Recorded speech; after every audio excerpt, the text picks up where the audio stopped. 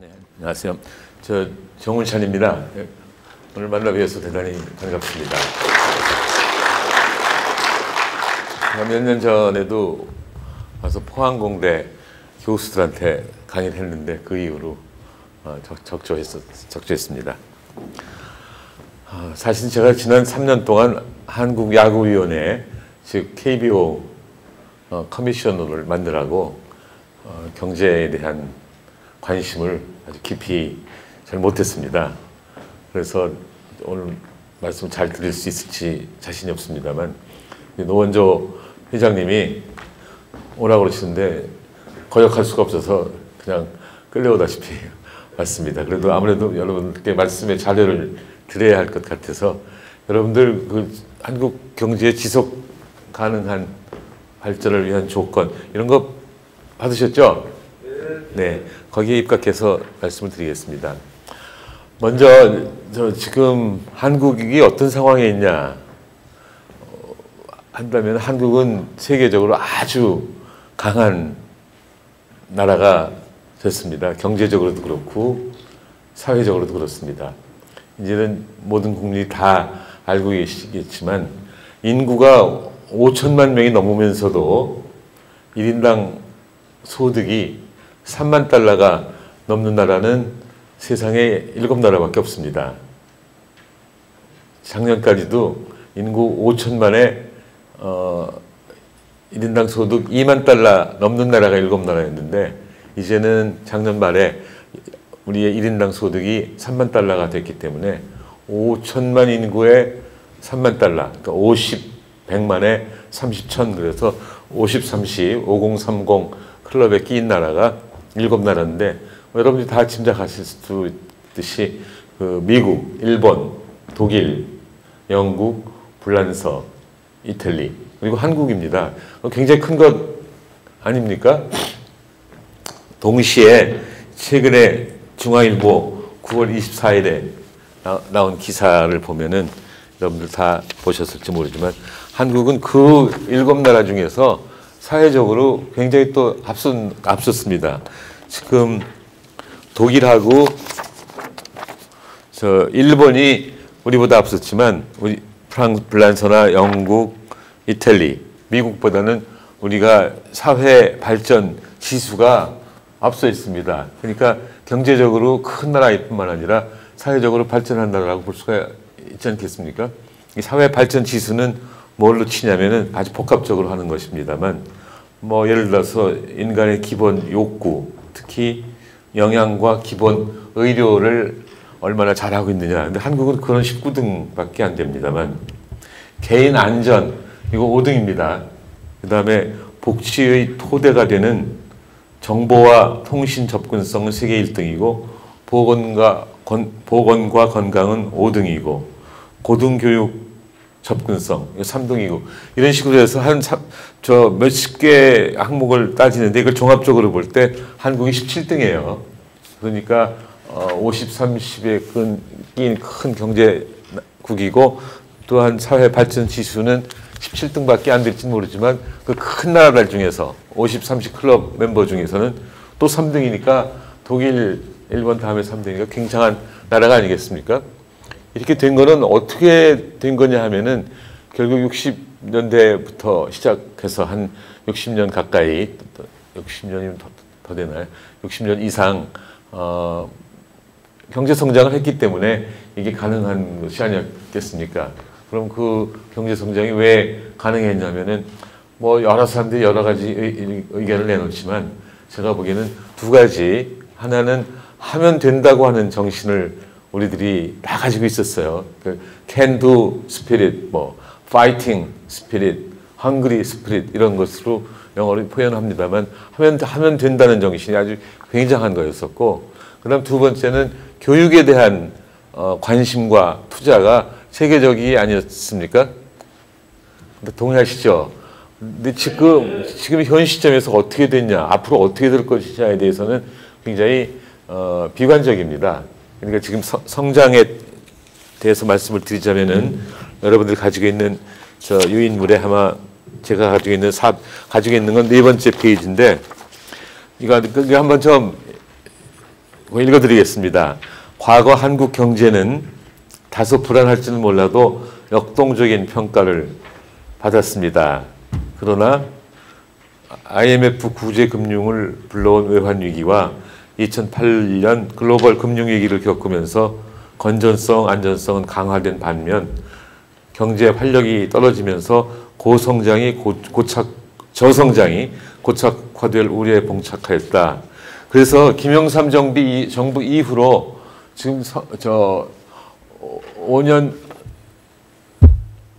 이게 몇 평균 10년 이동 평균이라는 게 있어요. 장기 성장률을 10년 이동 평균한 것이 김영삼 정부 때는 6%, 김대중 정부 때는 5%, 노무현 정부 때는 4%, 이명박 정부 때는 3%, 박근혜 정부 때는 2% 이렇게 쭉 떨어져 갖고 아마 문재인 정부 때는 1%가 되지 않을까 생각했었는데 지금 코로나가 와가지고서 이제 마이너스가 될 것이 다 예상되고 있지 않습니까? 근데 이 코로나 이전의 경제를 보자면은 1%, 연 1% 룰이 돼버렸습니다.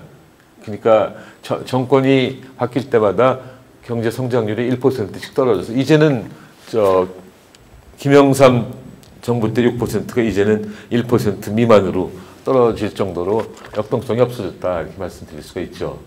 근데 거기다가 성장률이 떨어졌기 때문에 앞으로 50, 30 클럽과 같은 대국이 계속될 것이냐 하는 것도 의문이 있을 뿐만 아니라 성장률이 계속 더 떨어진다면 사회 발전 지수도 오래 갈지 모른다고 하는 이런 걱정이 될 뿐만 아니라 이 분배가 나빠져 갖고 지금 한국의 양극화가 아주 심하지 않습니까?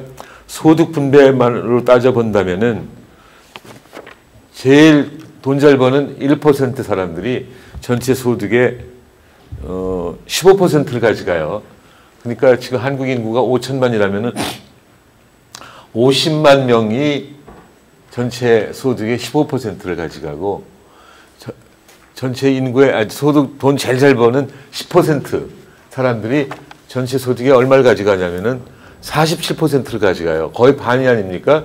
그러니까 1% 사람들이 상위 1%가 15% 가져가고 상위 10%가 47% 즉 거의 반을 가지고 갈 정도로 이제는 저성장 그리고 양극화 이것이 한국 경제의 기본 문제가 됐기 때문에 이걸 어떻게 풀 것이냐 하는 어려움에 처해 있다. 그래서 여기에 대해서 오늘 제가 말씀드리려고 합니다. 따라오시죠? 네. 여기 이런 말을 상당히 조심해야 되거든요. 외국 가서는 제가 한 5년 전에 카나다의 토론토 대학에 가서 세미나를 하다가 갑자기 정신을 잃고 한국이 이제 그 세계적으로 7대 경제 강국이 됐다 이렇게 했어요. 그랬더니 어떤 교수가 손을 들면서 백인 교수니까 막 카나다 교수처럼 보이는데 그럼 너희가 G7 국가란 말이냐 이렇게 하대요. 그래서 할 말이 없어서 내 정의에 의하면 그렇다. According to my definition 한국이 G7 국가다. 그랬더니 그럼 카나다는 어떻게 되냐? 지금 G7 아까 말씀드린 한국을 제외한 6나라 더하기 카나다가 G7인 거 아시지 않습니까? 이 G7 G 얼마 따지는 거는 2차 대전 후에는 G2가 꼭 따지자면 미소 하다가 1970년대에 들어와서 경제가 잘 안 움직이니까 이제는 미국 혼자로는 세계 경제를 논하기도 힘들고 경영하기도 힘드니까 같이 하자 해서 만든 게 G7이에요. 미국, 일본, 독일, 영국, 프랑스, 이탈리에다가 미국이 자기 나라 옆에 있는 카나다도 껴갖고서 7나라가 같이 의논하자 이런 게 G7이죠. 근데 제가 한국이 세계 7대 경제 대국이라고 하니까 이제 깜짝 놀라서 질문을 했던 거예요. 그러니까 저쪽에서 네 데피니션이 뭐냐? 그래서 50, 30 데피니션이다. 그때는 벌써 아직도 한국이 1인당 소득이 3만 달러가 안 될 때이기 때문에 인구는 5천만 명이 넘고 1인당 소득은 3만 달러가 넘거나 3만 달러에 근접한 나라를 기준으로 하면 한국이 G7이다 이렇게 얘기했더니 어떤 중국 사람 전생인 사람이 그럼 인구로 따지면 중국은 왜 거기 못 끼냐 그래서 중국은 공식적으로는 13억, 비공식적으로는 14억의 인구를 가지고 있다고 하지만 1인당 소득이 $10,000도 안 되기 때문에 세계 경제를 논의하는데 끼기는 좀 부적합하다 이렇게 농담으로 넘어간 적도 있습니다만 그만큼 한국이 지금 굉장히 커졌고 사회 발전 정도도 굉장한데 앞으로 어떻게 될 것이냐에 대해서 걱정이다 그런 말씀이죠. 아까 말씀드렸듯이 1% 룰이라고 하는 거는 서울대학교 김세직 교수하고 저하고 연구해서 만든 정말 저희들이 만든 법칙입니다. 그게 무슨 법칙이 되겠습니까? 그러나 한 정부가 바뀔 때마다 김영삼 정부로부터 쭉 경제 성장률이 1%씩 줄어들었다는 의미에서 저성장 국가가 돼버렸고 그다음에 양극화가 심하다 이런 말씀이죠. 그럼 어떻게 하면 좋으냐? 어떤 경제가 잘 되려면 뭐가 잘 돼야 되겠습니까? 그 나라의 그 생산 능력이 계속 확충돼야 되고 동시에 생산 능력을 활용해서 만든 물건을 누가 잘 사줘야 되겠죠. 그러니까 공급 측면에서 투자가 많이 이루어져서 생산 능력이 확충이 되고 수요 측면에서는 그 만든 물건을 누가 사줘야 되는데 그게 가게가 소비를 해주든지 기업이 또 투자를 해주든지 아니면 외국 사람들이 우리의 수출을 늘려주든지 이런 방법이 있겠죠. 그러니까 공급 측면에서는 투자가 늘어나야 되고 수요 측면에서는 소비, 투자 그리고 수출이 늘어나야 되죠. 여기서 이제 여러분들이 느끼실 수 있는 게 투자는 공급 측면에도 관계되고 수요 측면에도 관계되는 거예요. 투자를 하게 되면 생산 능력이 확충될 것인데 동시에 투자라고 하는 것은 뭐냐면은 다른 기업의 자본재를 사들이는 행동 아닙니까? 그러니까 투자를 하게 되면은 우리가 투자를 하면 그것이 생산 능력의 증가도 나타날 뿐만 아니라 그 투자재를 만드는 기업으로부터 우리가 물건을 사들이는 수요의 증가의 효과도 있다 이런 말씀이죠. 그런데 수출은 외국 사람들이 결정하는 거니까 우리가 좌우할 수 없다고 친다면은 결국은 투자 그리고 소비가 잘 돼야 경제가 잘 된다. 이렇게 말씀드리면 동의하시겠죠? 그렇지 않습니까?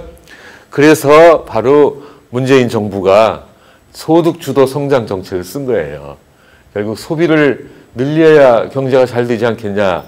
소비 왜 안 늘어났는데 결국 그것은 소득이 없으니까 소비가 안 늘어나지 않았냐. 그러니까 좀 무리해서라도 소득을 늘려주자. 소득을 어떻게 늘리는 건가 하니까 최저임금도 올려주고 이런저런 방법을 많이 썼는데 적어도 지금까지로 봐서는 벌써 판명이 났지만 소득주도 성장 정책은 실패로 돌아갔다고 해도 과언이 아닙니다. 그러니까 소득을 좀 늘려준다고 치더라도 다시 말해서 최저임금을 올리든지 다른 방법을 통해서 소득을 올려준다 치더라도 한국 가계가 지금 안고 있는 부채가 1,600조 원이에요. 얼마 전까지도 1,500조 원 하다가 지금 1,600조 원인데 여러분들 조가 얼마나 큰지 감이 잘 안 오시죠? 오겠습니까? 그래서 제가 좋은 예를 하나 들었어요. 조가 얼마나 큰 거냐면은 이렇게 한번 생각해 보세요. 여기 기독교인도 계시고 불교 신자도 계시겠지만 예수님이나 부처님이나 얼마 전에 태어나셨어요. 2, 3천 년 전에 태어나시지 않았습니까? 예를 들어서 예수님으로 설명을 하자면은, 예수님은 지금 2020년 전에 태어나셨는지, 2016년 전에 태어나셨는지, 아니, 2024년 전에 태어나셨는지, 정말 다시 AD 0년에 태어나셨는지, BC 4년에 태어나셨는지 잘 모른다고는 그러지만, 하여튼 2000년 전에 돌아가셨는데, 예수님이 태어난 날로부터 오늘까지 매일 100만 원씩 하루도 빠지지 않고 써왔다고 치더라도 아직도 예수님은 1조 원 못 썼을 거다. 그러면 1조 원은 큰 돈이죠. 하루에 100만 원씩 쓰면은 1년에 365일이니까 3억 6,500만 원을 쓰는 거예요. 하루에 100만 원씩 매일 써도 3억 6,500만 원입니다. 그렇죠? 1000년이면 3,650억 원이죠. 2000년이면 7,300억 원이죠. 2000년에다가 20년 더 해봤자 7,300 플러스 알파 아니겠습니까? 그러니까 예수님이 1조 쓰려면 아직도 멀었다면 1조가 굉장히 큰 것 아니겠습니까? 그런데 우리 국민들이 가계에서 지고 있는 빚이 1,600조 원, 인구가 5천만이라고 한다면 1인당 3천만 원씩 다 이상, 3천만 원 이상 빚을 지고 있는 거 아니겠습니까? 굉장한 빚을 지고 있는 거예요. 지금 제 손녀가 늦게 나서 만 5살인데 걔도 3천만 원 빚을 지고 있고, 우리 사촌 형이 87세인데 그분도 3천만 원 빚을 지고 있고, 다 이렇게 빚을 평균적으로 3천만 원 이상 지고 있기 때문에 소득 조금 늘려봐야 소비가 늘어날 것이냐, 어려운 겁니다. 그러나 저는 문재인 정부의 소득 주도 성장 정책의 그 취지는 뭐 괜찮았다고 생각을 합니다. 그건 왜 그러냐면 헌법에 보면은 사람들은 인간답게 살 권리가 있는데, 인간답게 살려면은 최소한의 소득은 있어야 되지 않겠냐.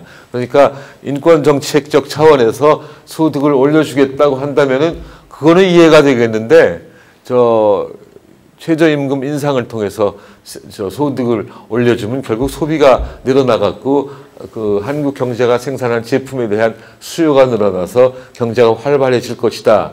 결국은 이것이 기초가 돼갖고 장기적 성장의 마중물이 될 것이다. 이렇게 생각하는 것은 옳지 않다. 인권 정책적 차원에서는 이해가 되지만 경제 정책으로서는 이해하기 힘들다. 이렇게 말씀드릴 수가 있습니다. 근데 지난 20, 30년 동안 소비도 부진했고 투자도 부진했어요. 이거는 여러분들이 혹시 사업하시면 저보다 많이 아시겠습니다만, 지난 20, 30년 동안 투자가 부족했습니다. 투자를 누가 합니까? 기업이 하는 거죠. 기업은 정말 경제의 핵심입니다. 그래서 기업이 활발해야 경제가 잘 될 텐데, 기업이 투자를 하는 건데, 기업은 또 대기업하고 중소기업이 있죠. 지난 20, 30년 동안 그 투자는 굉장히 부진했고, 대기업 투자도 부진하고 중소기업 투자도 부진했습니다. 물론 여기서 제가 말씀드리는 투자는 건설 투자는 뺀 겁니다. 뭐 경기가 나쁠 때마다 정부가 무리하게 건설 투자해갖고 경기를 살리려고 노력은 하지 않았습니까? 그런 거 말고 설비 투자는 20, 30년 동안 굉장히 부진했는데, 중소기업도 부진, 대기업도 부진했습니다만, 대기업은 돈은 많아요. 근데 투자할 데가 없어서 투자를 못했습니다. 중소기업은 투자할 땐 많아요. 근데 돈이 없어서 투자를 못했다고 볼 수가 있습니다. 대기업들이 돈이 얼마나 많으냐면, 이 코로나로 인해 갖고 굉장히 어려움을 겪을 것 같은데, 대기업들은 그래도 나름대로 버티는 거는, 그동안에 대기업들은 돈은 많이 벌면서도 1997년, 98년 외환위기 맞았을 때 자기가 구조조정하면 그걸 견디면 좋지만 잘 견디지 못할 때 정부로부터 강제로 구조조정을 당하는 걸 보고서 현금을 모아야 되겠다 하는 생각으로 각 기업들이 현금은 많습니다. 10대 기업이 가지고 있는, 10대 그룹이 가지고 있는 현금이 아마 500조 원은 될 거고, 30대 그룹이 가지고 있는 현금성 자산, 이건 아마 700조 정도 되지 않을까 생각합니다. 그러니까 10대 그룹은 한 500조, 30대 그룹은 700조 정도의 현금을 가지고 있을 정도인데, 투자할 때가 마땅치 않아서 투자가 안 되는 거고, 중소기업은 최고 기술로 투자하려는 건 아닐지 모르지만 그래도 투자할 생각은 많은데 돈이 없어서 투자를 못하고 있다. 이렇게 이해를 하면 될 것 같습니다. 그러면 이제 소비가 어려우니까 투자를 한번 태클해보자. 대기업 투자 늘리는 방법은 뭔가? 중소기업 투자 늘리는 방법은 뭔가? 이렇게 생각해 볼 수가 있죠. 근데 대기업들은 여러분 어떻습니까? 지금 투자할 의지도 있고 돈도 있으면 투자를 할 것이 틀림이 없는데, 대기업들이 투자를 안 한다니까 의문이 생기는 것이, 아니 한국이 지금 세계에서 R&D, 연구 및 개발 투자가 세계 절대적으로 5등입니다. 그리고 경제 규모에 비해서는 이스라엘하고 한국이 그 R&D 투자, 연구 및 개발 투자가 세계 1, 2등을 다투고 있는데 왜 투자할 데가 없냐? 대기업이 투자를 하려면 첨단 핵심 기술이 필요한데, 한국의 기업들은 첨단 핵심 기술이 별로 없다. 첨단 핵심 기술이 없는 이유는 뭐냐면은 R&D 지출은 많은데 그 R&D 지출의 대부분은 D에 갈지 R은 없다 이겁니다. D, 디벨롭먼트, 개발은 많이 개발에는 많이 쓰지만 결국 연구 별로 안 쓰고, 그래서 R&D의 상당 부분이 D고, 그 R조차도 저 한국 경제에 대해서 비판적인 사람들은 그것은 리서치가 아니라 리서치의 R이 아니라 리파인먼트의 R에 불과하다. 그러니까 독창적인 연구가 아니라 그냥 남의 아이디어에다가 좀 다른 아이디어를 가미한 것에 불과하다 이런 뜻이죠. 현재 우리가 갖고 있는 대부분의 공업 분야가 사실은 그 남의 것을 베껴서 한 것이 많다고 해도 틀림이 없을 것입니다. 대기업이 R&D 지출의 대부분을 D하고 있다면은 그래서 R이 짓고 그 R도 리파인먼트에 불과하다고 한다면은 대기업이 투자를 하게 만들려면은 대기업들이 앞으로는 D보다는 R도 리파인먼트보다는 리서치하도록 유도해야 된다. 이런 것이 대기업이 투자하도록 유도할 수 있는 것인데 지금 그런 것들은 시간이 걸리기 때문에 시간이 안 걸려도 금방 할 수 있는 것이 무엇이냐? 그러면은 중소기업들은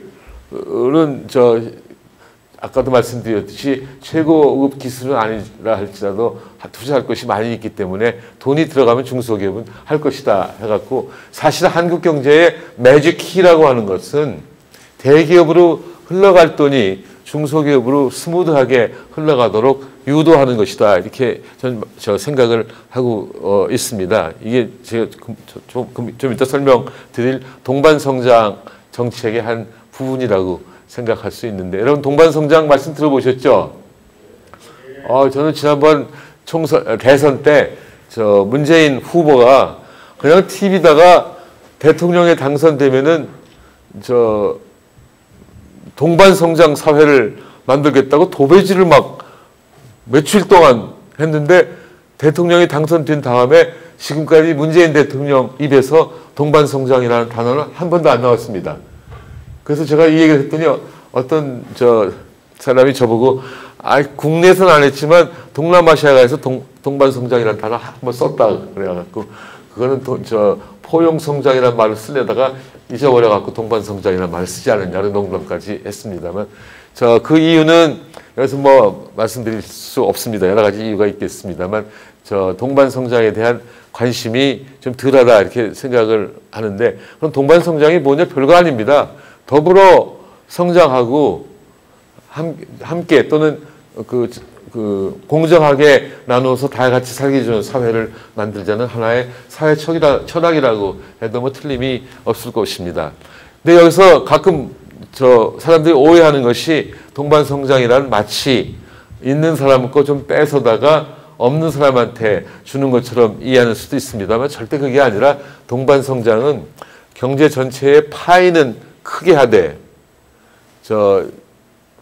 큰 사람들은 먹을 것이 있을 뿐만 아니라 여유가 있음에 반해서 작은 사람들은 여유가 없으면 물론이려니와 먹을 것조차도 없으니 파이는 크게 하되 분배는 지금보다 조금 바꾸자 이런 것입니다. 이것도 무리하게 바꾸자는 것이 아니라 조금 이따 말씀드렸듯이 합리적으로 바꾸자 이런 뜻입니다. 예를 들어서 현재 한국의 GDP가 100이고 100이 대기업한테 가고 다른 100이 중소기업한테 갔다고 한번 쳐보세요. 그래서 대기업은 힘센 자, 중소기업은 힘이 약한 자라고 해도 좋고 부자, 가난한 사람 이렇게 나눠도 좋겠습니다만 현재 100이 GDP인데 50이 큰 사람한테 가고 나머지 50이 작은 사람한테 갔다고 친다면은 동반성장이 추구하는 거는 GDP를 100에서 예를 들자면 110으로 늘리되 종전처럼 분배를 하면은 큰 사람 55, 작은 사람 55 가져야 되겠죠? 근데 그렇게 하지 말고 큰 사람 53, 54 작은 겁니다. 그 정도 하고 작은 사람은 57, 58 이 정도로 하자는 게 동반성장이 꾀하는 겁니다. 따라오시죠? 근데 이제 동반성장은 처음에는 대기업과 중소기업 간의 그 동반성장의 아이디어로 출발했습니다. 이 아이디어가 어떻게 출발했냐면 사실은요, 2010년 5월에 제가 정부에서 일할 때인데 그때 어떤 중견기업인이 총리실에 찾아왔습니다. 이민 가겠다고 그래요. 왜 그러냐? 그때 7천억, 8천억 매출을 올리던 사람입니다. 왜 그러냐 그랬더니 해도 너무해서 그렇다. 그래서 뭐가 너무합니까? 그랬더니 후레치를 너무해서 그렇다. 그래서 제가 무슨 뜻인지 알아들었습니다만 잘 못 알아듣은 척하고 뭘 후려칩니까? 했더니 이 경제학자가 그것도 모르고 경제학한다고 저 뻐기고 다니냐고. 아니 납품가를 후려치지 뭘 후려쳐. 저 호남 사람인데 호남 말로 그렇게 말씀하는 걸 들은 적이 있습니다. 그래서 제 혼자 생각도 해봤고 또 총리실 직원들한테 이게 무슨 말이냐 그랬더니 워낙 납품가 후려치기, 현금 결제 대신에 어음 결제, 아주 큰 그 기술 탈취, 그 다음에 서면 주문 대신에 구두 주문 하는 것들이 대기업이 중소기업에 대해서 행하던 불공정 거래 행위였는데, 이건 뭐 옛날에도 있었고 2010년 얘기입니다. 옛날에도 있었고 쭉 있었지만 IMF로부터 구제 금융을 받은 이후에 너무 심해져 갖고 기업들이 지금 고생을 하고 있다. 뭐가 심해졌냐 했더니, 왜 그렇게 심해졌냐 했더니 IMF로부터 550억 달러 차관 구제 금융 받았었잖아요. 그걸 빠른 시일 내에 갚으려면은 외환이 필요하다. 외환은 수출에서 온다. 수출 잘하려면은 수출 단가를 낮춰야 된다. 근데 수출 단가 낮추는 방법이 뭐가 있겠습니까? 별로 없어요. 환율을 높이는 거, 이자를 낮추는 거, 수소값 깎고 전기값 깎는 거, 노임을 깎는 거 다 어려운 것 아니겠습니까? 그러니까 수출이라고 하는 것은 중소기업, 주로 중소기업 제품 갖다가 조립해 갖고 파는 게 수출 대기업들입니다. 그렇지 않겠습니까? 근데 그러니까 만만한 중소기업부터 납품받을 때 이 만만한 중소기업들 한테 그 납품가를 막 후려쳐가지고 된 거고, 납품가가 떨어지니까 수출 단가가 떨어지고 수출을 많이 하고, 그래서 대기업들이 사실은 지난 90년대 후반 이후로 굉장히 부자가 됐습니다. 근데 한 2년 동안에 빚을 다 갚고도 그것이 관행이 돼갖고 아직 쭉 그 다음에 계속돼갖고 2010년까지 왔다 이런 뜻이죠. 그래서 당장 다음날 청와대에 가서 대통령한테 중견기업 7, 8천억 매출 올리는 중견기업이 이민을 가겠다니 중소기업은 오죽하겠습니까? 특단의 조치가 필요합니다. 그렇지 않으면 이 나라 파탄 날까봐 걱정입니다. 했더니 그 이명박 대통령이 뭐 비판도 많이 받지만 제가 같이 그분 모시고 일해서 그런지는 모르겠지만 정말로 좋은 점 하나는 남의 얘기는 잘 들어요. 듣는다고 다 따르는 건 아닙니다. 그렇지만 제가 그걸 1시간 동안 얘기를 했더니 그거를 그 다음에 다른 보좌관들한테 조사해 보라고 그래갖고 그해 9월에 저는 이제 봄에 말씀드렸는데 9월에 동반성장위원회를 만들기로 하고 12월에 동반성장위원회가 설립이 정식으로 발족을 했습니다. 근데 저보고 저는 그때 이제 벌써 2010년 6월 29일에 세종시 개선안이 박근혜 대표의 주도하에 부결이 돼갖고 저는 이제 총리를 대통령한테 사표 내고서 그만두지 않았습니까? 8월 6월 29일 날 당장 사표를 냈는데 대통령이 가지 말라고 하도 붙잡는 바람에 한 달은 버텼지만 8월 달에 그만뒀는데 저보고 대통령이 동반성장위원회 초대 위원장을 맡으라고 그래서 싫다고 그랬죠. 대학 졸업한 후에 처음 놀았더니 참 좁디다 그랬더니 당신이 발제해놓고 어떻게 안 하자고 그래갖고 제가 동반성장위원장을 한 1년 4, 5개월 하고 뭐 정부가 만들어 놓고 알고 보니 아무도 안 도와줘갖고 거기를 그만뒀다가 다시 2012년 봄에 동반성장연구소를 만들었습니다. 이거는 제가 동반성장위원회를 그만두고 나서 생각난 분이 계셨는데 그분이 여러분들이 신문에 가끔 보셨을 거예요. 프랭크 스코필드 박사라는 분 들어보셨죠? 우리나라 3.1운동 때 민족대표 33인에 더해서 외국인으로서 거기 서명은 안 했지만 그 3.1운동 사실을 세상에 알리고 그 다음에 일본의 각종 만행, 특히 경기도 화성시의 제암리, 수천리, 고주리에서의 만행을 사진을 다 찍어서 외국에 알려갖고 한국 독립에 크게 도움을 준 분이 있어요. 프랭크 스코필드 박사라는 분이 있는데 그 당시 세브란스 의전, 지금 연대 의대 교수 하시다가 결국 일본 사람들한테 추방돼갖고 하나 나가서 정말 명실공히 세계적인 학자로 하다가 은퇴하고 한국에 다시 58년에 돌아오셔갖고 70년에 돌아가실 때까지 한국을 위해서 많은 일을 했는데 그 중에 하나가 어려운 학생들을 도와주는 것이었습니다만 제가 그 수혜자 중에 하나였습니다. 저는 집이 아주 어려워서 중학교 안 가고 취직할 예정이었는데 그분이 그 당시에 중학교 입시가 있지 않았습니까? 좋은 중학교 붙으면 등록금 대준다고 그래갖고 결국은 저 중학교, 고등학교 그분이 등록금 다 대줘서 학교 다니게 된 분인데 그분한테 배운 게 많이 있지만 이게 있어요. 하나는 정직해라. 정직이 가장 경제적인 생활 방법이다. 또 하나는 국력을 키워라. 국력을 키우지 않으면 너희 나라 다시 일본한테 먹혀들지 어떻게 하냐. 그래서 국력을 키우라고 말씀하시고, 세 번째가 어려운 사람, 특히 선한 어려운 사람한테는 비둘기처럼 하고, 강한 사람, 그러나 정의롭지 못한 강한 사람한테는 호랑이처럼 하라, 이렇게 말씀을 하셨는데, 제가 대학 갈 때 또 이제 그분이 역할을 좀 하셨어요. 자세히 말씀드리려면 시간이 없어서 그냥 결론부터 말씀을 드리자면은, 막판에 어디 가면 좋으냐 그랬더니 지금 경제개발 5개년 계획으로 성장은 굉장히 됐는데 지금 분배가 너무 악화돼서 걱정이다. 근데 한국의 부자들은 웬일인지 가난한 사람들에 대한 배려가 눈꼽만치도 없어서 안타까우니 소득 격차, 부의 격차 등 여러 격차를 줄일 수 있는 방안을 가르쳐주는 학교에 가서 공부를 하고 졸업한 다음에는 아마 이런 분배가 나쁜 상황이 40년, 50년 후에도 계속될 테니까 일생을 분배의 격차를 줄이는 노력을 하면서 살으라고 그러셔서 제가 경제학과를 갔습니다.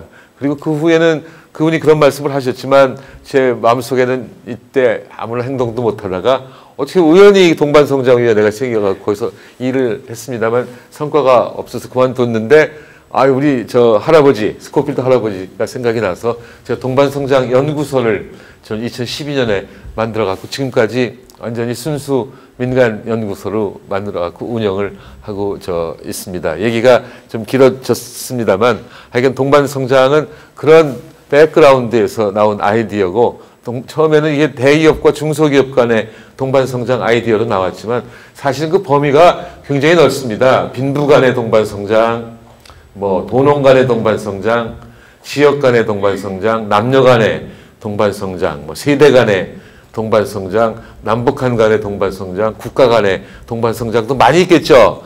지금 우리 박근혜 대통령 때 없어버린 그 개성공단은 남한과 북한 간의 동반성장을 위한 것이라고 볼 수가 있지 않겠습니까?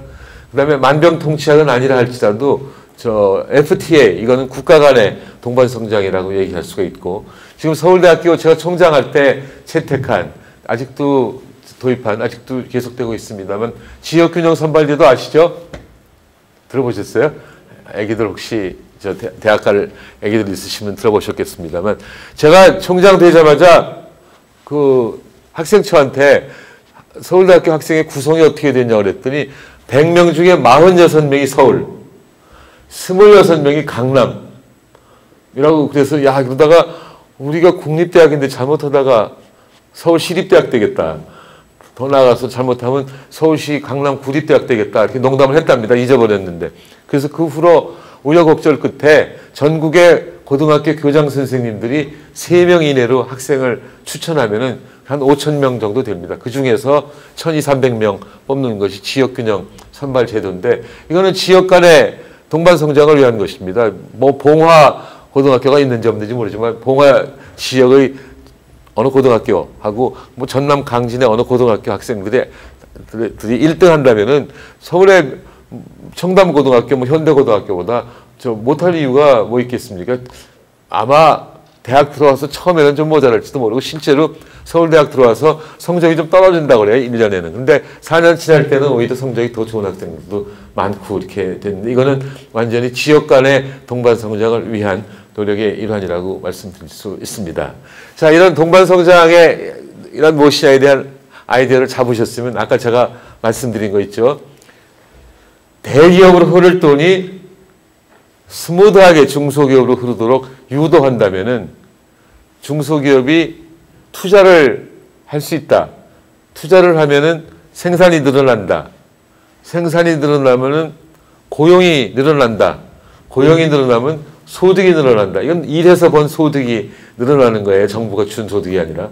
그럼 소득이 늘어나면 소비가 늘어난다. 그러면 그 경기 침체를 완화할 수가 있고 이것이 기초가 돼서 장기적 성장에 마중물이 되지 않겠냐 이렇게 생각할 수도 있고 지금 한국의 중소기업은 전체 기업의 99%를 훨씬 넘습니다.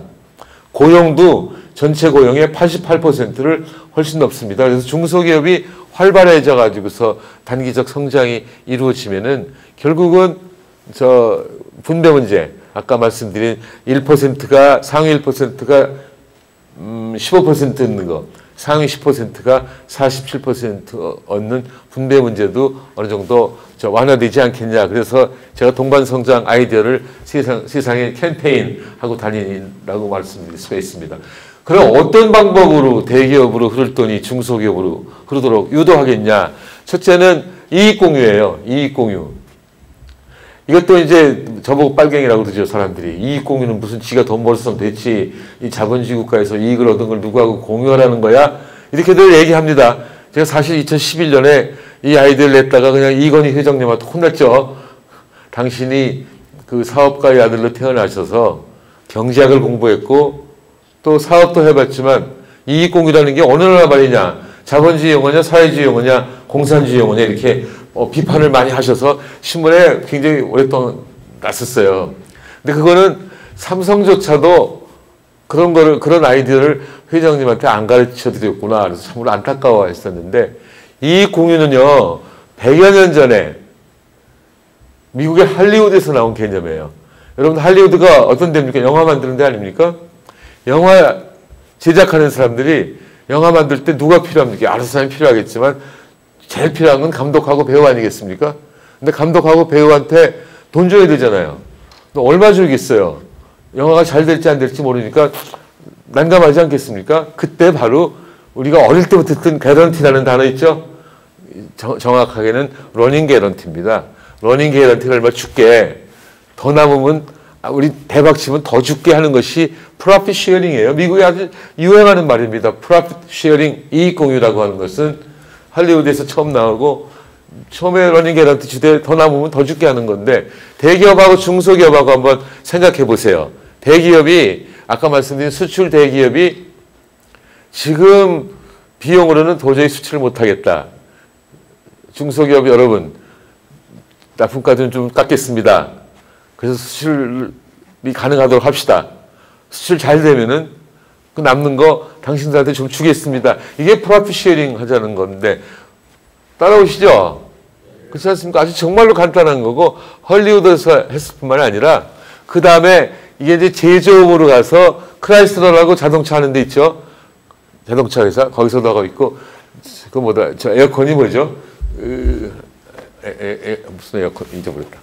에어컨도 그렇고 자동차도 그렇고 뭐 롤스로이스라든지 여러 군데서 이걸 갖다 하고 있습니다. 그리고 지금은 이제 여러 나라에서 저 호주나 영국이나 스웨덴이나 이런 데서 이익 공유를 충분히 하고 있을 뿐만 아니라 2016년에 이제 세계 각국이 다 불평등 때문에 고생하고 있을 때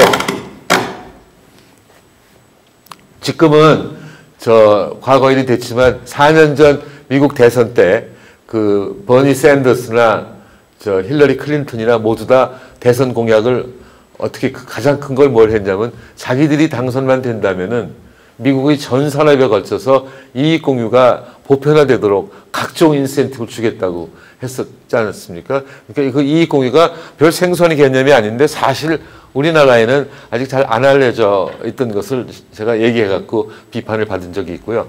두 번째로는 그 중소기업 적합업종을 선정하는 거예요. 이건 사실은 박정희 대통령 때 1979년에 중소기업 고유업종 제도를 정했었는데 이게 뭐 실행하기 힘들다 해갖고 아이러니컬하게도 노무현 대통령 때 없애버렸던 걸 갖다가 제가 다시 저 동방성장 위원장 하면서 저 재생시켰습니다. 중소기업 고유업종 제도는 없어진 거지만 중소기업 적합업종 제도라는 걸 만들어서 뭐 저 한 3년마다 바뀌는 것이긴 하지만 제가 2011년에 그 적합업종을 뭐 레미콘이다, LED 조명등이다, 뭐 된장, 고추장, 간장 뭐 이런 거 해갖고 저 신청을 하라고 그랬더니 각 협동조합에서 230몇 개 신청했는데 80개 정도를 정했습니다. 그렇다면은 그게 무슨 뜻이냐면 삼성은 된장 간장 같은 거 하지 말아라. 예를 들자면은. 또는 LG는 그 고급 물건 만들면서 뭐하러 자꾸 소매상에 오냐 이런 겁니다. 그러니까 중소기업 적합업종을 정해서 중소기업만 하게 한다면은 그렇지 않았더라면 대기업이 벌 돈을 중소기업이 벌게 되니까 중소기업들이 돈이 없어서 투자 못하는 상황을 좀 개선할 수 있지 않겠냐. 그렇게 될 수 있지 않겠습니까? 근데 그런 거가 다 그래도 좀 부족할 것에 대비해 가지고서 정부가 구매 활동을 할 때 커다란 품질의 차이가 안 난다면은 몇 퍼센트 이상을 중소기업으로 직접 사라 하는 제도를 또 만들었어요. 정부에서 일해보면 아시겠습니다만 물건을 살 때 같은 물건이면은 중소기업으로부터 사는 것보다는 대기업으로부터 사는 것이 훨씬 편합니다. 대기업 사람들이 면밀합니다. 역시 중소기업에서 오신 분 계실지 모르지만 대기업 사람들 훨씬 더 옷도 잘 입고 다니고 영어도 몇 마디 쓰고 서류도 잘 작성하고 하기 때문에 대기업한테 사는 건 더 편할지 모르지만 중소기업 육성 차원에서 정부 구매의 몇 퍼센트 이상은 대기업으로부터 사라는 거죠. 지금은 정부가 구매할 때 20억 이하는 중소기업으로부터 사게 되어 있습니다. 20억 이상은 몰라도 이걸 또 좀 더 넓히자고 지금 법안이 국회에 제출되어 있으나 아직 통과되지 않고 있습니다만 이런 식으로 해서 아까 말씀드렸듯이 대기업으로 흐를 돈이 중소기업으로 흐르도록 유도함으로써 중소기업이 투자, 생산, 고용, 소득, 소비 이런 것들이 증가하도록 하고 그 과정에서 양극화도 어느 정도 해소될 수 있지 않겠냐 이런 것이 동반 성장의 기본 아이디어가 아까 말씀드렸듯이 모든 분야에서 다 동반 성장 아이디어를 적용하고 응용할 수 있다 이렇게 말씀드릴 수가 있습니다. 여러분 지금 가지고 있는 거의 다 제가 말씀드린 것 같습니다. 지금 8장 제 책으로 8페이지, 9페이지 있는데 여러분들 가지고 계신 그 유인물에 동반 성장의 작동 원리라는 거 나오죠? 한 7페이지 전후에서 나옵니까? 나오죠? 그 동반 성장의 작동 원리는 제가 정말 굉장히 조심스럽게 쓴 건데 여기서 이걸 다 설명드리기는 좀 힘들어요. 그러니까 여러분들 한번 읽어보시면 좋겠습니다. 이 동반 성장 아이디어가 무슨 아이디어를 내면은 우리 자본주의 사회를 자꾸 간섭해 이런 식으로 대기업들이 말씀할 때 거기에 대해서 제가 대응 논리로 세운 것입니다. 그때 대기업들이 내세우는 그 경제 원리라고 하는 건 뭐냐면 아담 스미스의 국부론인데 아담 스미스의 국부론은 모든 사람들이 다 자기 이익을 추구하면은 결국 보이지 않는 손에 의해서 전체 경제의 후생이 극대화된다 이런 말씀이지만 아담 스미스는 국부론 말고 국부론 쓰기에 10여 년 전에 도덕 감정론이라는 걸 썼고 도덕 감정론이 통화하는 세계에서 경제가 어떻게 이루어질까 그걸 국부론에서 묘사한 것에 불과한데 도덕 감정론에서 나온 얘기는 사람들은 다 제멋대로 경제 활동이건 다른 활동을 하는데 전부 사회에서 같이 살기 때문에 내가 이 일을 할 때 다른 사람들이 어떻게 생각할까 하는 걸 생각함으로 무리한 탐욕은 부리지 않을 것이다. 그런데 만약에 부린다고 한다면은 그건 국가가 법으로서 제한을 해야 된다. 이런 얘기들이 나와요. 그리고 더 나아가서 내가 하는 일이 법의 상식에 어긋날까 아닐까를 생각할 뿐만 아니라 우리 사회가 잘 되려면 내가 또 남한테는 뭘 해주면 좋을까까지도 생각해서 활동을 하는데 그때 그 활동 중에서 지나친 탐욕이 지배하게 되면은 경제가 파탄 날지도 모르지만 대체적으로는 자연스럽게 스무드하게 움직일 것이다. 그러나 만약에 파탄이 난다면은 결국 정부가 경제에 개입해야 된다. 이런 것이 사실은 아담 스미스의 기본 원리인데 우리 한국에서 가르칠 때는 각자가 소비자는 지 효용의 증대를 위해서 생산자는 자기 이익을 증대를 위해서 노력하면은 결국 사회는 잘 된다고 하는 것이지만 사실은 그렇지 않다. 이런 말씀을 거기다 해놨고요. 제가 오늘 여러분들한테 한두 가지만 좀 말씀드리고 싶은 거는 이 코로나 시대에 이제 코로나 시대가 와갖고 다들 과거하고 다른 세상이 되지 않았습니까? 그래서 여러분들 가지고 계신 유인물의 맨 앞에 제가 지금 KBO에 있기 때문에 저도 한번 써놨습니다. 첫째 번 문단을 한번 보세요. 신종 코로나 바이러스 감염증의 창궐로 우리의 일상은 지금까지 우리가 알던 것과는 전혀 다른 모습이 되었습니다. 그 초록 잔디와 푸른 하늘은 있지만 관중이 없는 야구장에서 펼치는 야구처럼 말입니다. 이 코로나 이전에도 벌써 세상은 저성장 양극화가 마치 노멀처럼 되어버려서 이것이 신정상이다, 뉴 노멀이다 이렇게 얘기를 했는데 앞으로는 이 뉴 노멀 또는 어떻게 보면 뉴 에브노멀 이런 것들이 코로나 이후 더욱더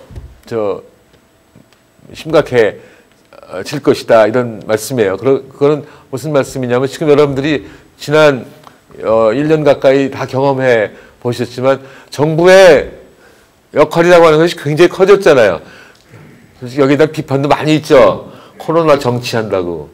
그렇지 않습니까?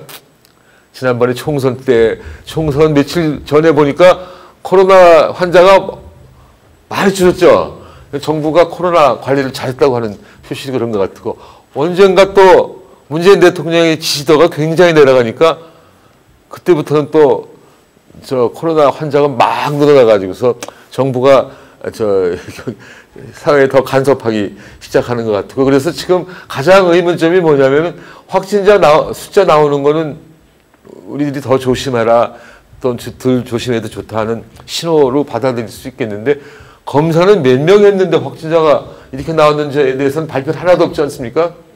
그렇죠. 그래서 이걸 갖다가 우리가 코로나 정치라고들 그러는데 코로나가 있었건 없었건 제가 생각하기에는 이 문재인 정부는 비교적 중간보다는 조금 왼쪽 정부이기 때문에 경제에 대한 간섭은 훨씬 더 좀 많아지지 않을까라는 생각이 드는데 그럴수록 제가 이제 여기서 여러분들께 말씀드리고 싶은 거는 정부의 정책에 대한 신뢰가 있어야 되는 겁니다. 그렇지 않겠습니까? 그래서 거기에 대해서 몇 마디 써왔어요. 이것 말고도 많은 내용이 있는데 그건 여러분들이 댁에 가서 한번 읽어보세요. 제가 굉장히 열심히 쓴 겁니다. 거기 읽어보시고 정부 정책의 신뢰에 대한 말씀만 드리고 시간이 있으면 더 말씀드리고 아니면은 여러분의 질문을 받겠습니다. 여러분 한번 보세요. 여기 제가 그 13페이지 전인데 정부 정책의 신뢰 구축이라는 거 나오죠? 나와요? 네, 거기서부터 한번 제가 좀 말씀을 드리겠습니다. 제가 서울대학 교수하면서 1986년 7년에 영국의 런던 스쿨 오브 이코노믹스라는 데 가서 1년 있었어요. 그래갖고 금융에 대한 공부를 더 많이 했는데 그때 거기 어떤 교수인 엘포드라는 분 보고 이런 질문을 했습니다. 지금 세계의 중심은 미국이라고들 그러는데 왜 금융의 중심은 아직도 런던이냐? 그랬더니 그분 대답이 뭐냐면은 미국도 영어를 쓰지만 영어다운 영어는 영국이 쓰지 않냐 이런 굉장히 오만한 대답일지는 모르지만 영국은 영어를 쓴다 뿐만 아니라 표준 영어를 쓰기 때문에 영국이 그 국제적 금융의 중심이라고 볼 수가 있다. 첫째 번 이유고 두 번째 이유는 런던하고 동경하고 뉴욕이 세계의 경제 중심이라고 볼 수가 있지 않겠습니까? 근데 런던하고 동경하고는 시차가 9시간, 런던하고 뉴욕은 시차가 6시간이기 때문에 런던에 있는 금융기관들은 24시간 금융 활동을 할 수가 있다. 이런 데가 세상에 어디 있느냐. 그런 얘기를 해서 또 그럴 것도 같아. 그러나 그것만으로 충분하냐. 그랬더니 이 사람 대답이 이런 대답이 이제 오만하게 보이긴 하지만 굉장히 부러운 거예요. 거기 한번 보세요. 그다음 다음 문단에 나는 다시 그런 것만으로 충분하다고 물었습니다. 그러자 그는 잠시 머뭇거리더니 전통적으로 런던이 신뢰의 중심적이기 때문이다고 당당하게 말했습니다. 금융에서 신뢰만큼 중요한 것이 또 어디 있겠습니까? 뉴욕에 월스트리트가 있다면 런던에는 스트레드닐 스트리트가 있습니다. 그리고 그곳에 세계에서 가장 오래된 옛 증권 거래소가 있습니다. 그 건물 전면에 딕툼, 메움, 팍툼이라는 문구가 있는데 영어로는 My word is my bond라는 말입니다. 즉 나의 말은 나의 각서라는 뜻이지요. 금융은 철저한 신용과 금속 같은 신의가 생명이라는 점을 웅변하고 있습니다. 이거 생뚱맞은 말씀인지 모르지만 그냥 한번 재미나게 써봤어요. 한번 기억하시면 좋을 것 같고요. 근데 금융보다 더 신뢰가 중요한 곳은 정부 정책입니다. 국민이 정부를 신뢰하지 못하면 아무리 좋은 정책이라도 기대하는 성과를 거둘 수 없습니다.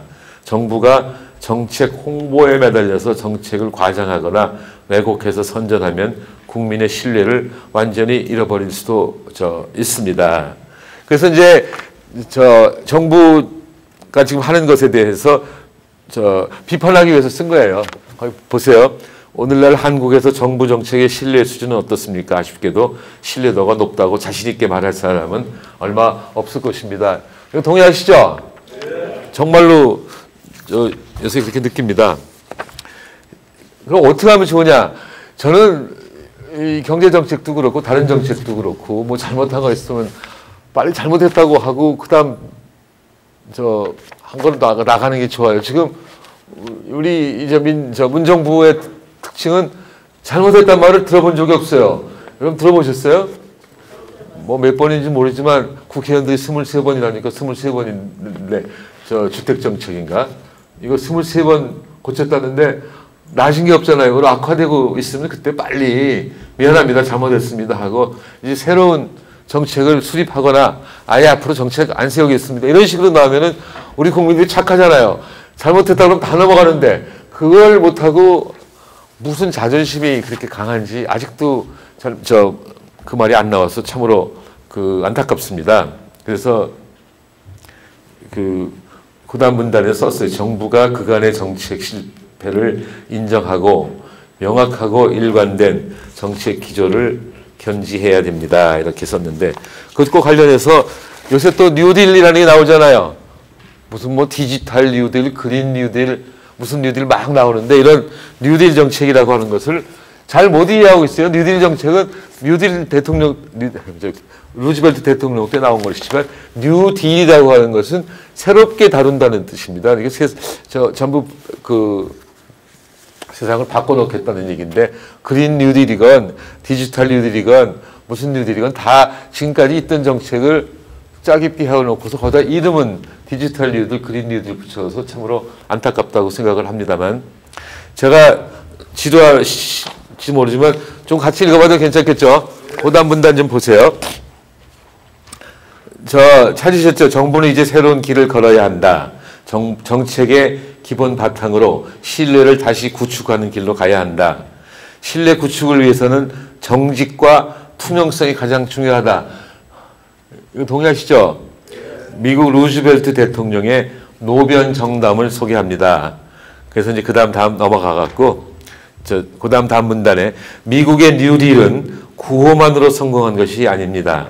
꾸준한 실천으로 성공한 것입니다.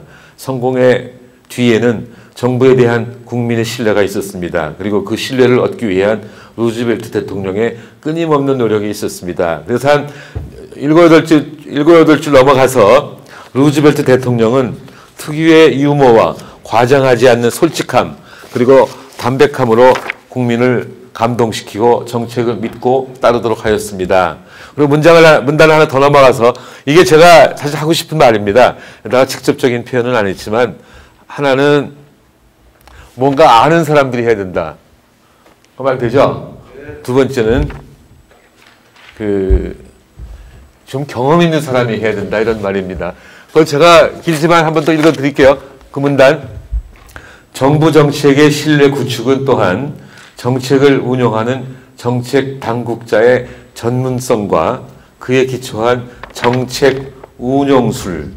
즉 여러분들 유명한 존 메이나드 케인스 있죠. 그 케인스의 아버지도 경제학자예요. 네빌 케인스의 저서 Scope and Method of Political Economy에서 강조한 정책의 기회성의 아트에 크게 좌우된다. 그러니까 경제정책이면 경제를 아는 사람이 해야 할 뿐만 아니라 그 아는 것만으로는 부족하고 그 아는 것을 잘 활용할 수 있는 사람, 아무래도 경험이 많은 사람도 잘 활용할 수 있지 않겠습니까?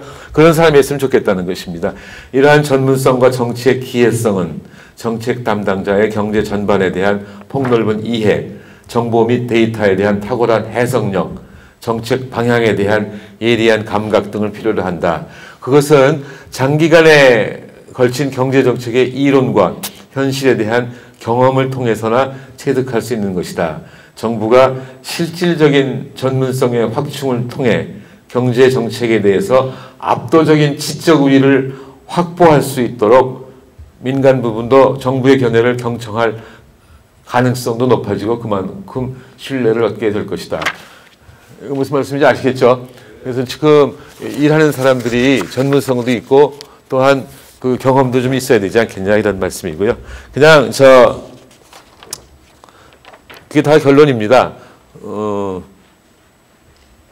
별거 없습니다. 그러니까 제가 오늘 말씀드린 거는 지금 현재로서는 경제도 큰 나라가 됐고 사회도 굉장한 발전을 이뤘는데 그게 과거의 하면 된다는 정신과 교육 때문에 됐다고 말할 수 있으나 현재 보면은 그 경제 대국을 계속 유지할 수 있을 것인지 사회 발전 정도를 유지할 수 있을 것인지 자신이 없다. 왜냐하면 성장률이 계속 떨어지고 있고 뭐 하면 된다는 정신도 점점 쇠퇴하고 있기 때문에 그렇다.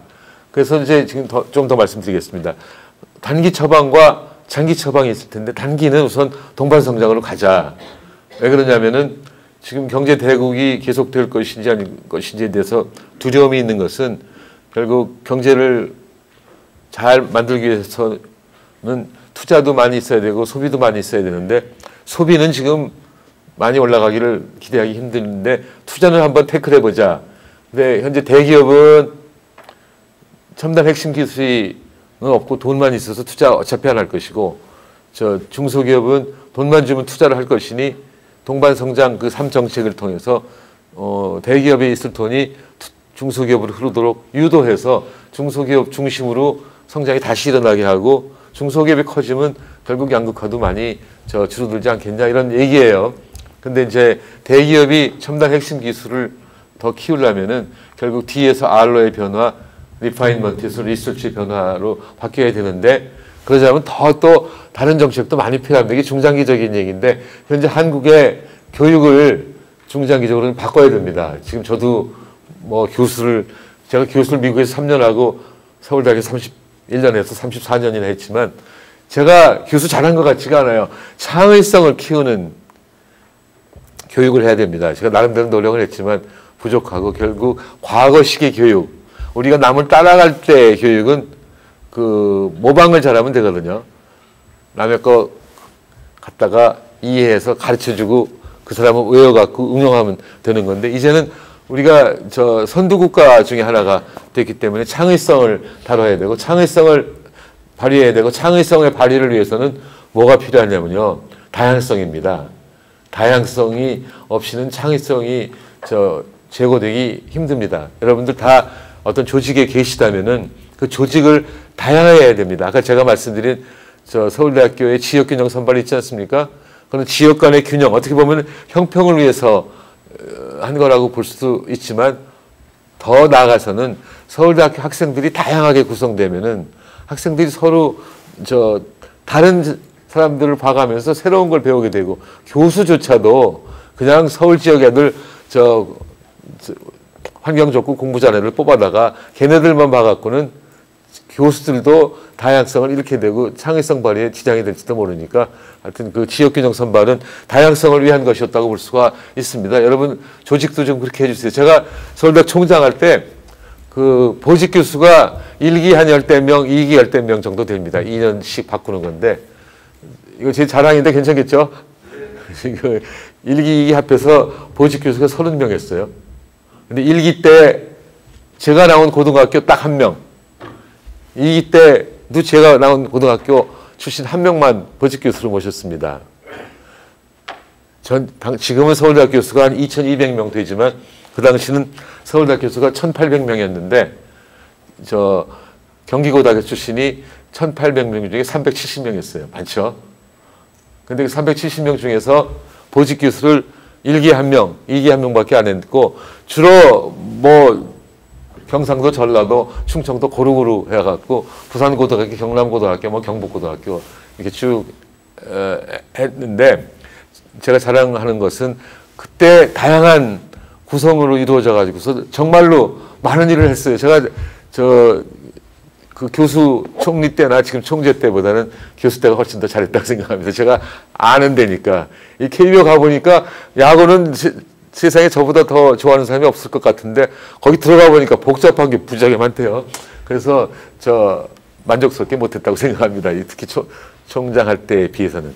총리 할 때도 다양성을 추구하려고 노력을 많이 했는데 역시 총장 할 때보다는 좀 부족했어요. 근데 다양성이 있어야 발전한다 이런 말씀이죠. 포항공대 교수들 포항공대 출신만 쓰면 안 되고 여러 군데 좀 같이 써야 되고 다 마찬가지다 이런 말씀을 드리고 싶고 이거는 결국은 교육을 통해서 이루어져야 되지 않냐. 미국은 학생들 뽑을 때 말씀이죠. 철저하게 다양하게 뽑습니다. 우선은 지역균형. 제가 말씀드린 그 지역균형 제도가 제가 창작품이 아니에요. 미국에서 배워온 겁니다. 또 하나는 계층균형. 부자하고 가난한 사람들 골고루 뽑습니다. 뭐 하버드나 이런 대학에서 사람 뽑을 때 우리 졸업생들은 앞으로 미국의 지도자가 될 텐데 지도자가 될 사람이면은 부자들이 가난한 사람도 알고 가난한 사람들 출신들을 뽑아갖고 또 부자들의 사정도 알고 있어야 나라의 통합이 이루어지지 않겠냐는 것이죠. 그런 노력했는데 무슨 트럼프 대통령 같은 대통령밖에 없냐 그렇게 질문하면 할 말이 없습니다만 하여간 그 다음에 또 하나는 인종균형까지 확실합니다. 미국이 흑인이 전체 11%니까 우리 학교에도 흑인이 11% 들어야 된다. 소위 중국계가 4%니까 우리 학교에서 4%는 중국 사람 뽑아야 된다. 이런 식으로 해서 다양성을 통해서 창의성을 기르는 것이라고 말씀드릴 수가 있고 이걸 여러분들이 좀 참고해 주셨으면 좋겠다 하는 말씀을 드리고 싶습니다. 말씀드릴 거 많이 있는데 역시 여러분들이 관심 있는 거 질문을 받으려면 좀 일찍 끝내야 될 것 같은 생각이 들어서 질문 받겠습니다. 질문 없으시면 딴 말씀 더 드리겠습니다만.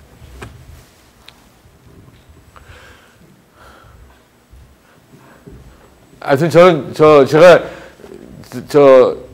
또 하나 자랑할 게 있다면 저희 선생님이 조순 선생님이에요. 조순 선생님 아시죠? 네. 조순 선생님이 일생을 제가 1967년에 처음 만났는데 그 이후로 일생을 통해서 우리들한테 가르치는 것은 조화와 균형입니다. 조화와 균형. 정부 정책할 때도 조화와 균형. 학교 움직일 때도 조화와 균형인데 요새 제가 걱정이 되는 게 하나가 있어요. 여러분들은 뭐 연세 드신 분들이라 여러 가지 의사결정을 성숙하게 하시겠지만 요새 젊은 애들이 증권 투자 너무 많이 하죠? 느끼세요? 저도 딸이 지금 노처녀가 하나 있는데 아빠 나도 투자 좀 배워야 되겠어. 그래갖고 돈 필요하다고 해서 얼마 필요하냐고 그랬더니 뭐 한 500만 빌려달라고 그 말은 빌려가는 것이죠. 갚겠어요. 500 빌려달라고 해서 빌려줬는데 매일 현대자동차 오늘 올랐네. 삼성전자 떨어졌네. 또 뭐더라 요새 미국에 뭐 하나 또 한 50만 원어치 샀는데 5만 원 올랐네 떨어졌네 뭐 이런 식으로 하는데 이거 굉장히 위험한 거예요. 일생 사는데 자기의 재산을 자기 재산의 포트폴리오를 다양화하는 것은 굉장히 중요하지만 지금 여기 너무 빨리 빠지면은 전체 자원이 이리 흐른다는 거죠. 머리도 이리 흘러가고 다른 자원도. 그래서 제가 여러분들한테 거기 써놨어요. 지금 이 정부가 금융을 갖다 제가 전공이 금융입니다. 그렇긴 하지만 제가 과감하게 너무 금융하면 안 된다고 하는 말을 써놨는데 어디더라? 제 책으로 이걸로 11페이지입니다. 11페이지. 금융과 실물 간의 동반성장이라는 거 있죠? 있어요? 거기서부터 한 페이지 한 페이지 정도네, 뭐. 아닌가? 거의 2페이지? 네, 한 2페이지 정도, 거의 2페이지에 걸쳐서 있는데, 그거 좀 읽어보세요. 여러분들 사고하는데 도움이 될 거라고 생각합니다. 저는 금융과 실물도 동반 성장해야 된다고 생각합니다. 다시 말해서 경제의 금융 부분과 실물 부분이 조화와 균형을 유지해야 한다는 말씀이죠. 자본주의는 성숙해질수록 금융 부분이 커지는 경향이 있다는 것도 쭉 있고, 잘못하면요, 이 과도하게 금융화된 경제는 카지노 경제를 가져오고 금융자산 가격에 거품을 조성합니다. 그런데 거품은 언제나 터지게 마련입니다. 그것이 절정에 도달하는 것이 금융위기죠. 금융위기는 금융만의 위기로 끝나지 않습니다. 경제 전체의 위기를 수반합니다. 2007, 8년의 미국발 금융위기는 금융만의 위기가 아니라 실물 부분을 포함하는 경제 위기였습니다. 그래서 경제의 과도한 금융화는 실물 부분을 위축시키는 결과도 가져온다. 우리가 갖고 있는 인적 물적 자원이 한정되어 있는데 그것이 금융 부분으로 많이 가면 실물 부분이 위축되지 않겠습니까? 이 경제를 굉장히 어렵게 할 가능성이 있습니다. 이 젊은들이 증권 투자를 너무 하는 것 같아서 걱정된다는 말씀이 있고, 그 다음에 금융 자본주의에서는 일반인들도 종래에 경제하려는 의지, 즉 건강 전략이나 양입 유출 등 전통적 경제 원칙을 우습게 여길 수도 있고, 그 다음 81년에 노벨상을 받은 제임스 토빈 교수의 얘기가 있는데, 이것도 지금 말씀드린 거하고 비슷한 맥락에서 나온 것입니다. 지금 이 실물 부분에 갈 자원들이 금융 부분에 가서 쓸까봐 걱정된다. 그리고 끝으로 한 걸음 더 나아가서 경제의 금융화는 부와 소득 분배의 양극화를 가속시킵니다. 상위 1%를 위한 경제의 그 길을 더욱 단단하게 포장합니다.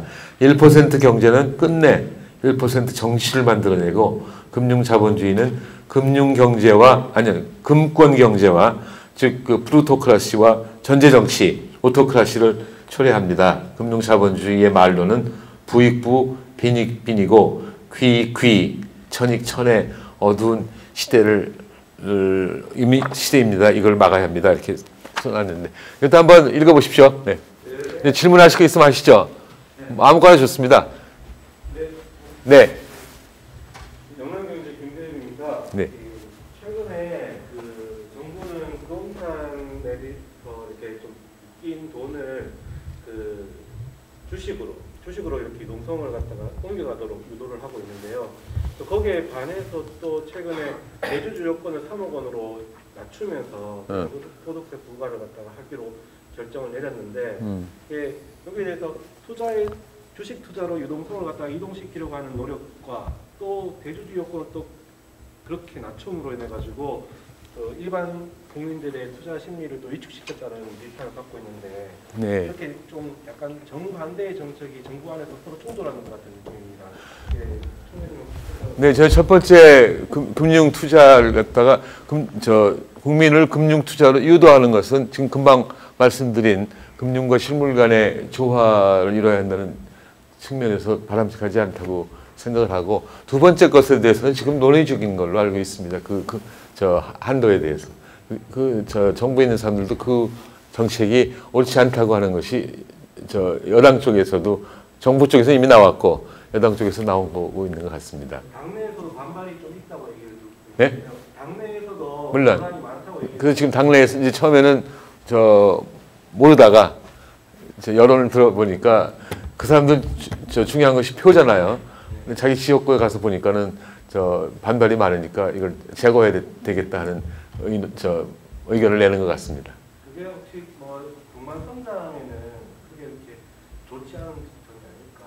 분만 성장의 입장에서는 어떤 식으로 풀어나가는 거죠? 그래서 아까 말씀드렸듯이 첫 번째 금융과 실물 간의 조화라는 측면에서 금융 시장으로 돈이 가게 하는 것은 옳지 않다는 생각이 들고, 두 번째 거는 지금 이 정리되지 않은 거기 때문에 제가 코멘트할 필요가 없다고 생각합니다.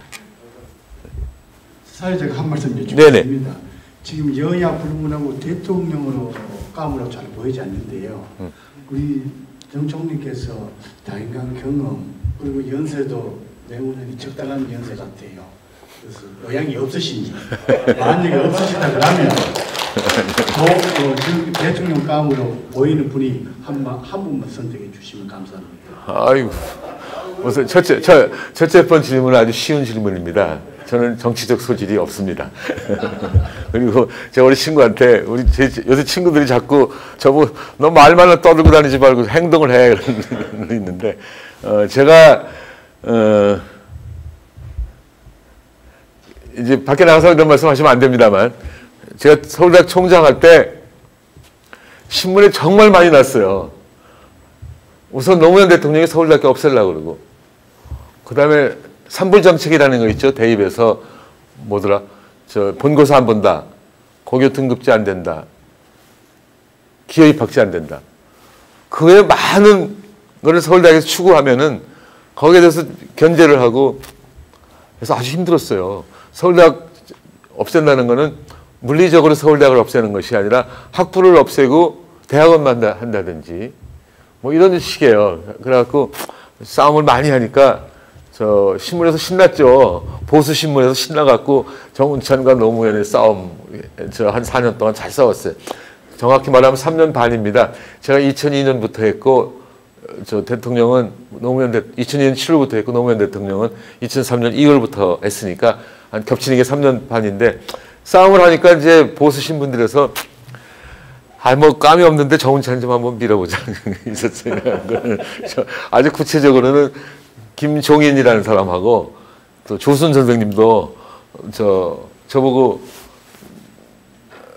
뭐 점잖게 전국을 어떻게 보냐 그래서 무슨 말씀이십니까? 그랬더니 아니 다음번 대통령 누가 되기를 원해. 그래서 그럼 제가 어떻게 합니까? 그랬더니 아니 박근혜나 이명박 어때? 2007년 얘기입니다.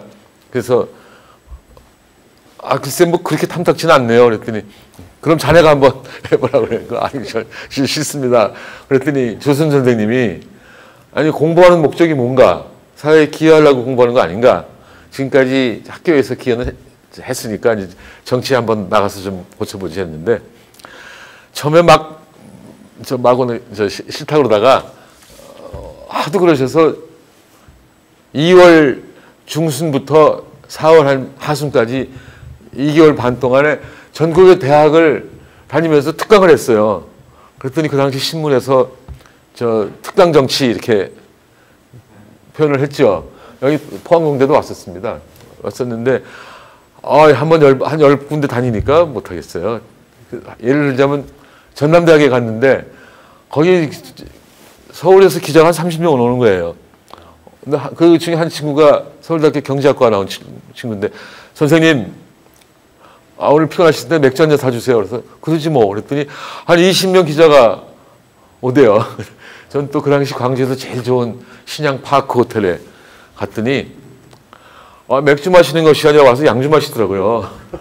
뭐 20여 명이 양주를 먹으니까 그것도 폭탄 양주해서 돈이 뭐 200만 원 더 들어가대요. 예? 그런 거 몇 번 하니까는 이게 돈이 있어야 되는구나. 그래서 안 되는 거라고 생각을 했더니 또 주위에서 야 인마 그거는 정당 가입하면 돈이 다 나와 그러는데 아니에요. 그래서 우선 첫째로는 돈이 그렇고 둘째는 그 물에서 살던 사람이 그 물에서 살던 훌륭한 사람이 해야지 그냥 아무데 있던 사람이 가서 정치하기 힘들지 않는 생각을 그래서 하여튼 그 당시 노무현 정부 때는 사회에서 자꾸 막 부추겼어요. 제가 대통령하고 싸우니까 정치적 역량이 있는 걸로 착각을 한 거죠.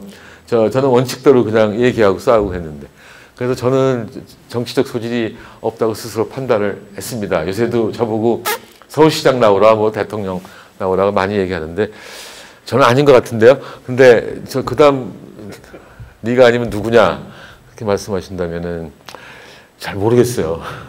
지금 여도 별로고 야도 별로고 그러다가 나오겠죠. 뭐 저는 김종인 이런 거 신문에 쓰지 마세요. 이런 얘기는 김종인 위원장이 우선 제일 처음에는 저는 김종인 위원장이 거기 가지 말고 아무리 김 위원장이 보기에 사람들이 작다 할지라도 지들끼리 서로 지지기 먹고 하다가 리더가 하나 나오도록 했으면 좋았을 것 같다는 생각이 들고 지금 김종인 위원장이 이왕 왔으니까 할 거는 빨리 서울시장감이건 대통령감이건 부각을 시켜가지고서 몇 명 부각시켜서 경쟁을 시키면 좋을 텐데 아직 안 내놓잖아요. 누구 얘기 나오면 그 사람은 아닌데 그 사람은 아닌데 하는 거가 그래서 서울 제 친구들은 의심을 하대요. 자기가 나오고 싶어서 그런 것 같다고.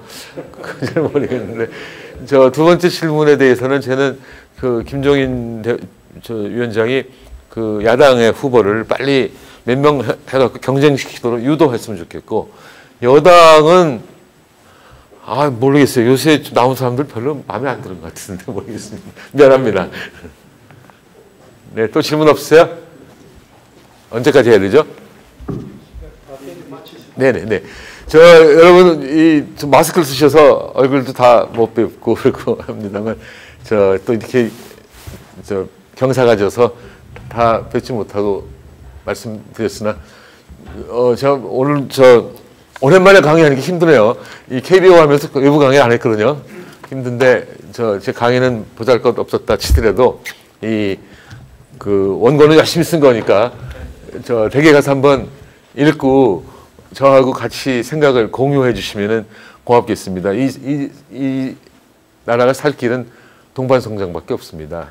우리만이 아니에요. 지금 모든 나라가 다, 예를 들어서 OECD, Inclusive Economy, 그걸 직역하면 Inclusive Growth, 포용 성장인데, 포용 성장이나 이 동반 성장은 영어로 제가 Shared Growth, 쉐어한다는 그러고 했는데, 그 마찬가지입니다. 모든 나라가 다 그러고 있는 마당에 OECD가 인클루시브 이코노미를 슬로건으로 내걸면서 내세운 게 Equal Opportunity to All, 모든 사람한테 동일한 기회를, Fair Distribution Among All, 모든 사람 사이에 그 공정한 분배를, 이 OECD에서 나온 그겁니다. 지금 우리 사회는 너무 그런 것에 대한 소개가 없어서 참으로 안타깝습니다.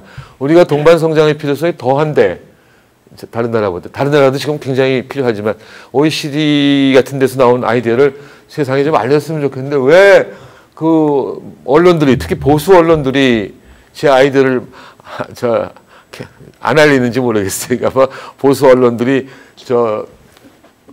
재벌들 돈 받고 움직여서 그런 것 같다는 생각이 듭니다. 광고가 있어야 살지 않겠습니까?